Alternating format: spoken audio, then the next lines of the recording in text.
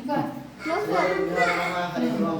नमस्ते अस्तु भगवान् विश्वेश्वराय महादेवाय त्र्यंबकाय त्रिपुरांतकाय त्रिकाग्निकालाय कालाग्निरुद्राय नीलकंठाय मृत्युंजयाय सर्वेश्वराय सदाशिवाय श्रीमन्महादेवाय नमः। श्री दक्षिण काशी अंतर्गंगे श्री काशी विश्वेश्वर देवालय ಕೋಲಾರ।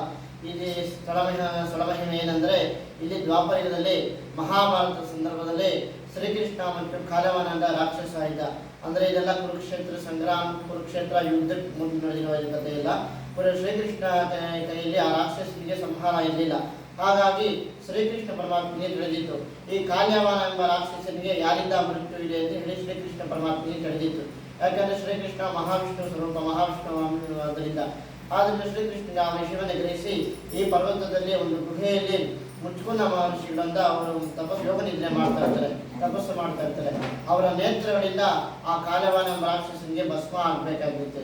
ಶ್ರೀಕೃಷ್ಣನಿಗೆ ಆ ವಿಷಯವನ್ನು ಗ್ರಹಿಸಿ ಮುಚ್ಚಿಕೊಂಡ ಮಹರ್ಷಿಗಳಿಗೆ ಗುಹೆಯಲ್ಲಿ ಬಂದು ಶ್ರೀಕೃಷ್ಣ ಮಾಯವಾಗ್ತಾರೆ. ಆ ರಾಕ್ಷಸನಿಗೆ ತಪ್ಪಿಸ್ಕೊಂಡ್ಬಂದು ಆಗ ಶ್ರೀಕೃಷ್ಣ ಮುಚ್ಚಿಕೊಂಡ ಮಹರ್ಷಿಗಳಿಗೆ ಗುಹೆಯಲ್ಲಿ ಬಂದು ಮಾಯವಾದಾಗ ಆ ರಾಕ್ಷಸ ಕಾಲವಾನ ರಾಕ್ಷಸ ಕೂಡ ಶ್ರೀಕೃಷ್ಣನ ಬಂದು ಗುಹೆಯಲ್ಲಿ ಬರ್ತಾನೆ, ಮುಚ್ಚಿಕೊಂಡ ಮಹರ್ಷಿಗಳಿಗೆ ಗುಹೆಯಲ್ಲಿ ಬರ್ತಾನೆ.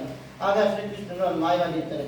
ಅಲ್ಲಿ ಮಲ್ಕೊಂಡು ಯೋಗ ನಿದ್ರೆ ಮಾಡ್ತಾರೆ. ಮುಚ್ಚಿಕೊಂಡ ಮಹರ್ಷಿಗಳನ್ನು ನೋಡಿ ಶ್ರೀಕೃಷ್ಣ ಮಾಯಾವಿ ಈ ವೇಷವನ್ನು ಧರಿಸಿದ್ದಾನೆ ಅಂತೇಳಿ ಆ ಮಲ್ಕೊಂಡು ಯೋಗ ನಿದ್ರೆ ಮಾಡ್ತಾರೆ. ಮುಚ್ಚಿಕೊಂಡ ಮಹರ್ಷಿಗಳನ್ನ ಕಾಲಲ್ಲಿ ಒತ್ತಿದ್ದಾನೆ ಆ ಕಾಲವನ ರಾಕ್ಷಸ.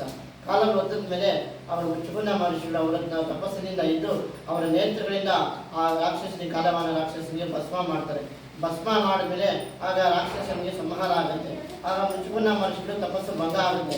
ಆಗ ಮುಚ್ಚಿಕೊಂಡ ಮಹರ್ಷಿಗಳು ಯೋಚನೆ ಮಾಡ್ತಾ ಇರ್ತಾರೆ, ನನ್ನ ಈ ರಾಕ್ಷಸನ ಸಂಹಾರದಿಂದ ನನ್ನ ತಪಸ್ಸು ಹೀಗೆ ಭಂಗವಾಯ್ತಲ್ಲ, ಈ ಪಾಪ ಪರಿಹಾರಕ್ಕೆ ನಾನು ಏನು ಪರಿಹಾರ ಮಾಡಿದ್ರೆ ಸರಿ ಹೋಗುತ್ತೆ ಅಂತ ಯೋಚನೆ ಮಾಡ್ತಿರುವಾಗ ಪುನಃ ಶ್ರೀಕೃಷ್ಣ ಪರಮಾತ್ಮ ಪ್ರತ್ಯಕ್ಷವಾಗಿ ಮುಚ್ಚಿಕೊಂಡ ಮಹರ್ಷಿಗಳಿಗೆ ನೀವೇನು ಯೋಚನೆ ಮಾಡೋ ಅವಶ್ಯಕತೆ ಇರೋದಿಲ್ಲ, ಇದನ್ನು ಲೋಕ ಕಲ್ಯಾಣಾರ್ಥ ನಡಿಬೇಕಾಗಿದೆ, ನನ್ನ ಅನುಸಾರದಂತೆ ನಡೆದಿದೆ, ನಿಮ್ಮ ದೋಷವೇ ಇರೋದಿಲ್ಲ ಇದರಲ್ಲಿ ಅಂತ ಹೇಳಿ ನಿಮ್ಮ ತಪಸ್ಸು ಭಂಗ ಆಗಿರೋ ಕಾರಣ ಈ ಸ್ಥಳದಲ್ಲಿ ನೀವು ತಪಸ್ಸು ಮಾಡಿದ ಸ್ಥಳದಲ್ಲಿ ಪಂಚಲಿಂಗಗಳನ್ನು ಪ್ರತಿಷ್ಠಾಪನೆ ಮಾಡಿ ಅಂತ ಮುಚ್ಚಿಕೊಂಡ ಮಹರ್ಷಿಗಳಿಗೆ ಶ್ರೀಕೃಷ್ಣ ಪರಮಾತ್ಮ ಅನುಸಾರ ಹೇಳ್ತಾರೆ. ಆಗ ಶ್ರೀಕೃಷ್ಣನ ಅನುಸಾರದಂತೆ ಇಲ್ಲಿ ಮುಚ್ಚಿಕೊಂಡ ಮಹರ್ಷಿಗಳು ಮಹಾಗಣಪತಿ, ಕಾಶಿ ವಿಶ್ವೇಶ್ವರ ಸ್ವಾಮಿ, ವಿಶಾಲಾಕ್ಷ ಅಮ್ಮನವರು ಪಂಚಲಿಂಗಗಳು ಹರಿಹರೇಶ್ವರ, ಮಹಾಬಲೇಶ್ವರ, ಮಲ್ಲಿಕಾರ್ಜುನೇಶ್ವರ, ಪಾತಾಳೇಶ್ವರ ಎಂಬ 5 ಲಿಂಗಗಳನ್ನು ಪ್ರತಿಷ್ಠಾಪನೆ ಮಾಡ್ತಾರೆ. ಪ್ರತಿಷ್ಠಾಪನೆ ಮಾಡಿದ್ಮೇಲೆ ಇಲ್ಲಿ ಸುತ್ತಮುತ್ತ ನೋಡ್ತಾರೆ, ದೇವರಿಗೆ ಅಭಿಷೇಕಕ್ಕೆ ಶುದ್ಧವಾದ ಗಂಗೆ ಒಳ್ಳೆ ನೀರು ಇರೋದಿಲ್ಲ.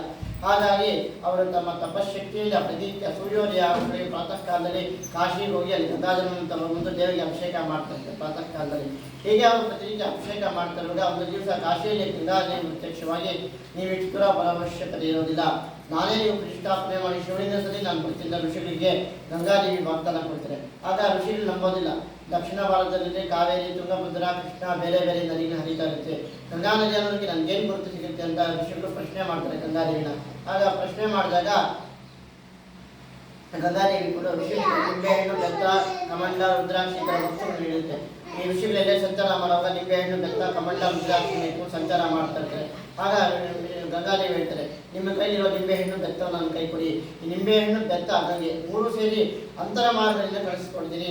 ನೀವು ಪ್ರತಿಷ್ಠಾಪನೆ ಮಾಡಿದ ಶಿವಲಿಂಗದ ಹತ್ರ ಹೋಗಿ ತೇಲುತ್ತೆ, ಹೋಗಿ ನೋಡಿ ಅಂದಾಗ ಅಲ್ಲಿ ಕಾಶಿಯಲ್ಲಿ ಗಂಗಾದೇವಿ ನಿಂಬೆಹಣ್ಣು, ಬೆತ್ತ, ಗಂಗೆ 3 ಸೇರಿ ಬಿಟ್ಟರೆ ಅಂತರ ಮಾರ್ಗದಿಂದ ಬಂದು ಶಿವಲಿಂಗ ಕೆಳಗಡೆ ಬಂದು ಸೇರುತ್ತೆ. ಆ ನಿಂಬೆಹಣ್ಣು, ಬೆತ್ತನ ಋಷಿಗಳ ಕೈ ತಗೊಂಡು ಆ ಗಂಗೆಯನ್ನು ಮಾತ್ರ ಶಿವಲಿಂಗ ಸ್ಥಾಪನೆ ಮಾಡ್ತಾರೆ ಮುಚ್ಚಿಕೊಂಡ ಮಹರ್ಷಿಗಳು.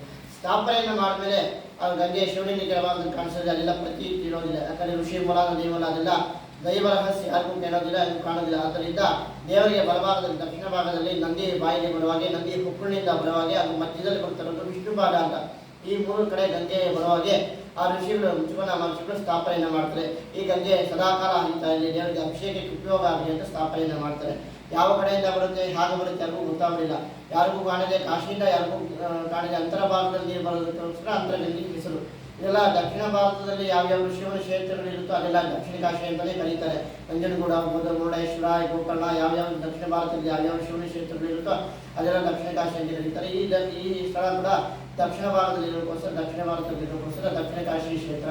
ಅಂತರಗಂಗೆ ಹೆಸರು, ಅಂತರಗಂಗೆ ಅಂದರೆ ಭೂಮಿಯೊಳಗಡೆ ನೀರು ಬರೋದಕ್ಕೆ ಅಂತರಗಂಗೆ ಹೆಸರು. ಇಲ್ಲಿ ಪಂಚಲಿಂಗ ಕ್ಷೇತ್ರ ಅಂತ ಕರೀತಾರೆ. ಈ ಪಂಚಲಿಂಗ ಕ್ಷೇತ್ರ ಅಂದರೆ ತಳಕಾಡಿನಲ್ಲಿ ಒಂದು ಶಿವನ ಕ್ಷೇತ್ರ, ಒಂದು ಶಿವನ ದೇವಸ್ಥಾನ ಬಂದು ಒಂದೊಂದು ಮೈಲಿ ದೂರ ಇರುತ್ತೆ. ಇಲ್ಲಿ ಏಕಕಾಲಕ್ಕೆ ಪಂಚಲಿಂಗ ದರ್ಶನ ಮಾಡ್ಬೋದು ಅಂತ ಹೇಳ್ಬಿಟ್ಟು ಪಂಚಲಿಂಗ ಕ್ಷೇತ್ರ ಅಂತ ಕರೀತಾರೆ. ಈ ಸ್ಥಳದಲ್ಲಿ ಶಿವರಾತ್ರಿ ದಿನ ವಿಶೇಷ ಪೂಜೆ ಇರುತ್ತೆ. ಶಿವರಾತ್ರಿ ಮಾರನೇ ದಿನ ಸೂರ್ಯಕಿರಣಗಳು ದೇವರ ನಡೀತಾರೆ, ವಿಶೇಷ ಪೂಜೆ ಇರುತ್ತೆ. ಕಾರ್ತಿಕ್ ಸೋಮವಾರಗಳು ವಿಶೇಷ ಪೂಜೆ ಇರುತ್ತೆ. ಕಡೆಯ ಕಾರ್ತಿಕ್ ಸೋಮವಾರ ಜಾತ್ರೆ ವಿಶೇಷ ಜಾತ್ರೆ ಪೂಜೆ ಇರುತ್ತೆ. ಹಾಗೂ ಕಾರ್ತಿಕ್ ಮಾಸದಲ್ಲಾಗ್ಬೋದು, ಮಾರ್ಗಶಿರ ಮಾಸದಲ್ಲಾಗ್ಬೋದು ಶಿವದೀಪ ಅಂತ ಬರುತ್ತೆ. ಕೃತಿಕಾ ನಕ್ಷತ್ರದ ದಿನ ಆವತ್ತಿನ ದಿನ ಶಿವನಿಗೆ ವಿಶೇಷ ಪೂಜೆ ಇರುತ್ತೆ. ಕಾಕಾರೋತ್ಸವ ಹಾಗೂ ಲಕ್ಷದೀಪೋತ್ಸವ ಅಂತ ವಿಶೇಷ ಪೂಜೆ ಇರುತ್ತೆ. ಇಲ್ಲಿ ಯಾರೇ ಆಗಲಿ ಭಕ್ತಾದಿಗಳು ದೇವರನ್ನು ಪ್ರಾರ್ಥನೆ ಮಾಡಿದಲ್ಲಿ ಅವರ ಕೋರಿಕೆಗಳು ತಪ್ಪದೇ ಇರುತ್ತೆ ಅಂತ ನಂಬಿಕೆ.